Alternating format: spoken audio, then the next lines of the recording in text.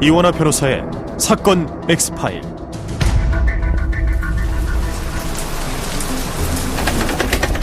아우, 비가 진짜 많이 오네. 그래서였나? 왜 이렇게 안 오지? 안 되겠다. 유치원에 전화 좀 해봐야겠다. 네, 유치원입니다. 아, 선생님, 저 재은이 엄마예요. 재은이가 올 시간이 됐는데 아직 안 와서. 네? 어머님이 30분 전에 전화 주시지 않으셨어요? 네? 제가요? 아닌데요? 이상하다. 분명 30분 전에 전화하셔서 아이 먼저 좀 보내달라고 그러셔서 재은이 보냈는데. 네? 그날은 장맛비가 내리던 날이었습니다. 당시 6살이던 곽재은 양은 어머니가 사준 노란 우비를 입고 여느 날과 다를 바 없이 유치원으로 향했죠. 그런데 그날 한 여성이 유치원에 전화를 걸어 자신이 재은 양의 엄마라며 원래 하원 시간보다 30분 먼저 재은 양을 데려가는 사건이 발생했습니다. 재은 양의 가족들은 그야말로 패닉에 빠졌고 다음날 재은 양의 집엔 한 통의 전화가 걸려왔습니다. 여보세요? 재은이니? 제가 아이를 데리고 있어요. 아이를 돌려받고 싶으면 5천만 원 준비하세요. 제발 우리 재은이 목숨만 살려주세요. 제발요, 뭐든지 다 할게요. 그러니까 아이 돌려받고 싶으면 경찰에 절대 신고하지 말고 5천만 원 송금하세요. 우리 아이 목소리만, 우리 재은이 목소리만 들려주시면 안 될까요? 은행 398-4879 5천만 원입니다. 경찰 신고하면 아이도 죽고 나도 죽습니다. 도대체 이토록 끔찍한 사건을 저지른 사람은 누구였을까요? 놀랍게도 범인은 아주 자그마한 체구에 앳된 얼굴을 한 23살의 여성이었는데요. 더 놀라운 건 체포 직후 밝혀진 이 여성의 실체였습니다. 어떤 일이 있었던 걸까요? 오늘 사건 엑스파일에서 이 사건 자세히 살펴보겠습니다. 안녕하세요. 이원하 변호사의 사건 엑스파일 이원하입니다. 오늘도 로엘 법무법인 남채은 변호사와 함께합니다. 변호사님 어서 오세요. 안녕하세요. 로엘 법무법인 남채은 변호사입니다. 20대 젊은 여성이 유치원생 아이를 유기했던 아주 유명한 사건입니다. 어떤 일이 있었던 걸까요? 1990년 6월 25일 피해 아동은 아파트 단지 내의 유치원을 다니고 있었기 때문에 평소와 같이 혼자서 등원을 했습니다. 낮 12시쯤 하원 시간이 됐는데도 아이가 돌아오지 않자 걱정이 된 피해 아동의 엄마는 유치원까지 찾아갔지만 교사는 어머니 아까 30분 전에 전화하셔서 아이를 보내달라고 하지 않으셨어요? 라고 되물었습니다. 진짜 너무 깜짝 놀랐을 것 같아요. 네. 범인은 범행 당일 유치원 주변을 어슬렁거리다가 유치원의 우산꽂이에 꽂혀있는 우산에서 피해 아동의 이름을 보고 범행 대상으로 선정한 뒤 허위 전화로 엄마인 척하여 아이를 데리고 간 것입니다. 피해 아동의 어머니는 혹시나 하는 마음에 피해 아동을 데려갔을 수 있는 지인들에게 연락하여 수소문하였으나 아이를 데려간 이는 없었고 실종 5시간이 지난 후에야 경찰에 신고했습니다. 지금 같으면 절대 있을 수 없는 일이지만 방금 90년도에 있던 일이라고 말씀 주셨잖아요. 그때만 해도 지금보다 별다른 의심 없이 당연히 아이 엄마겠거니 하고 유치원에서도 아이를 보내준 게 아닌가 싶거든요. 네, 유치원 교사는 범인이 아이의 이름과 반을 알고 있었기 때문에 아이를 잘 아는 사람이라고 생각해 별다른 의심 없이 하원시켰다고 합니다. 경찰은 유치원 관계자와 주변인들을 철저하게 조사하는 한편 유괴 사건일 가능성을 감안해 피해 아동의 집 전화에 녹음장치를 설치하고 대기했습니다. 전화가 왔습니까? 네, 실종신고 24시간여 뒤인 26일 오후 5시쯤 한 젊은 여성으로부터 피해 아동의 집에 전화가 걸려왔고 아이를 데리고 있으니 아이를 돌려받고 싶으면 경찰에 신고하지 말고 5천만 원을 송금해라 라고 하였습니다. 피해 아동의 어머니는 아이의 목소리만이라도 들려달라고 간절히 호소했으나 이를 외면한 채 범인은 전화를 건 지 1분 만에 요구사항만 밝힌 채 전화를 끊었습니다. 당시 5천만 원은 서울 근교의 30평 아파트 한 채 값이었습니다. 사실 쉽사리 구할 수 있는 돈은 아니네요. 네. 범인은 10분 후 또다시 전화가 와 계좌번호와 가짜 명의로 개설한 예금주의 이름을 알려준 뒤 다시 전화를 끊었습니다. 당시만 해도 금융실명제를 시행하기 전이었기 때문에 가명으로 계좌를 개설하는 것이 가능했습니다.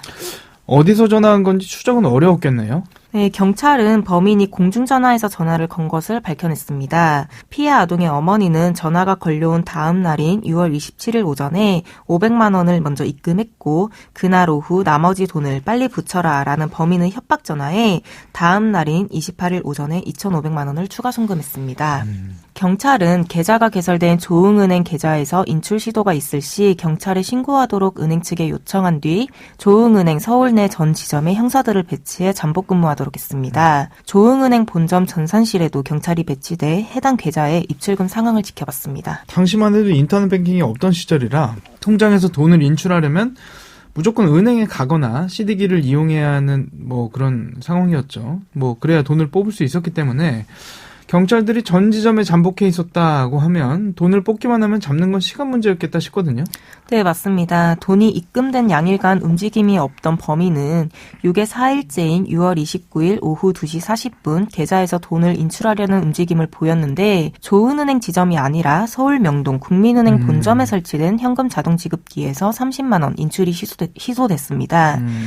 잠복 근무 중인 모든 형사에게 이 소식이 전달된 가운데 오후 4시 13분쯤 또다시 출금 시도가 부착됐는데 이번에는 서울 명동 롯데백화점 2층 조흥은행 출장소에 설치된 현금 자동 지급기였습니다. 경찰은 해당 위치를 향해 정성력으로 뛰었으나 범인은 총 260만 원을 인출한 뒤 자리를 떠난 뒤였습니다. 네. 형사들이 주변 사람들을 살펴보던 중 한 형사가 젊은 여성과 눈이 마주쳤는데 그녀가 범인임을 직감해 그를 쫓아가기 시작했고 그녀와 함께 지하철을 탄 뒤 마침내 을지로 입구역 계단에서 체포했습니다.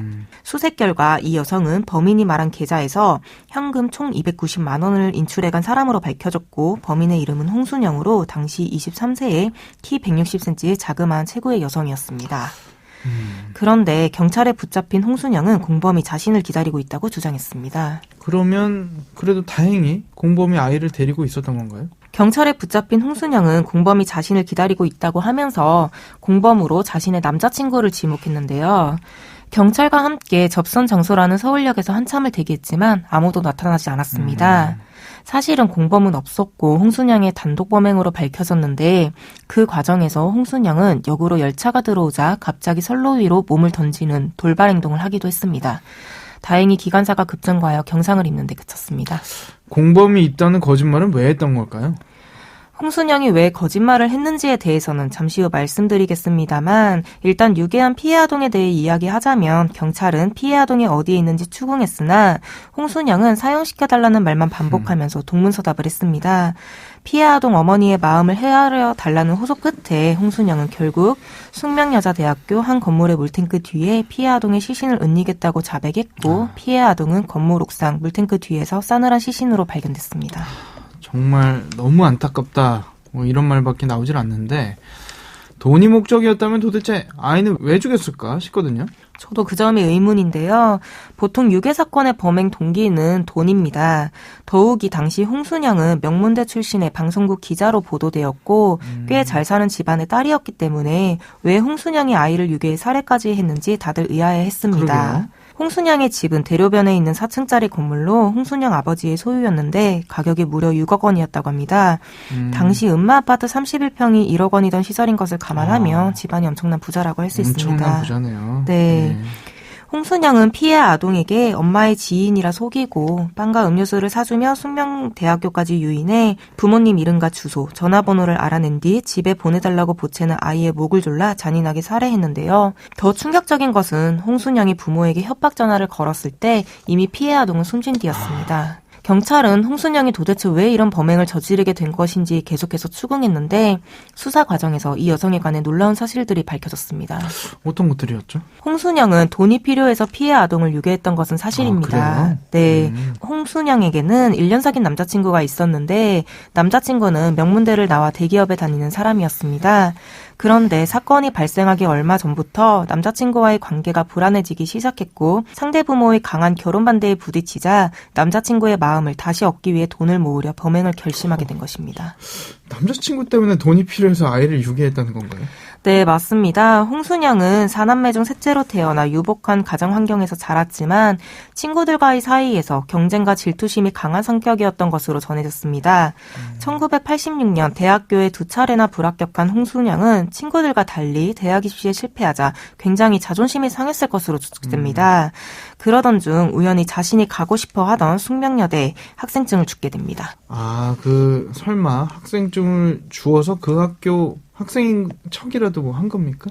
네, 맞습니다. 홍순영은 대학 입시 과정에서 번번이 불합격하자 부모의 기대와 본인의 자존심을 충족시키기 위해 가짜 숙명여대생 행세를 하였습니다. 우연히 얻은 학생증으로 위조 학생증을 들고 다니면서 4년간 태연히 도강하며 모든 수업을 다 들었고 정치 외교학 전공 소석을 한가득 사서 집에도 잔뜩 가져다 두어 정치 외교학과 학생 행세를 했으며 숙명여대 MT 등 각종 대학 행사에도 참석하는 등 철저하게 주변을 속였습니다. 더욱 놀라운 것은 홍순영은 가족들에게도 대학교에 합격했다고 거짓말해서 4년간 숙명여대 정치외교학과에 다닌 행세를 했고 집에서 전공 공부를 열심히 하고 시험 기간에는 도서관에 가 가족조차도 홍순영이 가짜라고 의심할 수 없었습니다.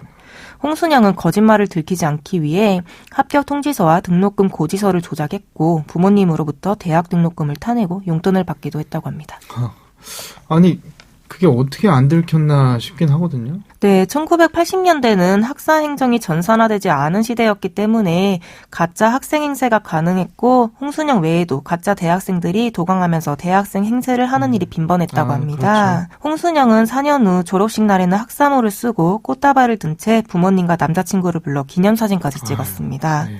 여기에서 더 나아가 홍순영은 대학 졸업 이후 방송국 시험에 합격해 KBS 기자로 취직했다고 또다시 거짓말을 한 뒤 이번에는 KBS 기자 행세를 하며 대학교가 아닌 방송국이 있는 여의도로 아침마다 출근했습니다. 지금 같으면 정말 상상도 할 수 없는 일이죠. 네, 그런데 꼬리가 길면 잡힌다고 시간이 흐를수록 주변에서도 홍순영이 정말 숙대생인지 의심하는 시선이 강해졌고 그렇죠. 홍순영이 가짜 숙대생이라는 소문이 점점 퍼져나갔습니다. 설상가상으로 그동안은 용돈을 받아 생활했지만 가짜 졸업 후 가짜 취직을 한 뒤에는 더 이상 돈을 받을 수 없었고 오히려 월급을 탔으니 가족에게 한턱 내야 하는 등의 일이 벌어진 겁니다.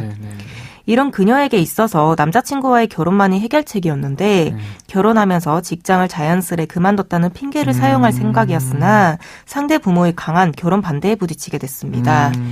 그러던 중 혼담을 오가고 있던 남자친구에게 그의 모든 것이 거짓이었던 것이 들통나게 됐고 남자친구가 이별을 통보하자 남자친구를 붙잡기 위해서는 돈이 있어야 한다고 생각하여 이와 같은 행각을 벌이게 된 겁니다. 홍순영은 이 사건 발생 1개월 전인 5월에는 초등학교 1학년 학생을 5시간 감금한 전력도 있었던 것으로 드러났습니다.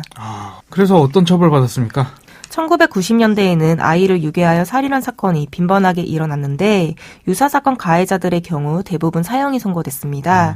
홍순영은 스스로도 수사와 재판을 받는 내내 사형시켜달라고 호소했는데 사건 발생 반년 뒤인 1990년 12월 21일 서울지방법원 동부지원의 1심 선고 공판에서 사형 판결을 선고받았으나 이에 항소하여 결국 대법원 상고심까지가 1991년 9월 13일 사형이 확정됐습니다.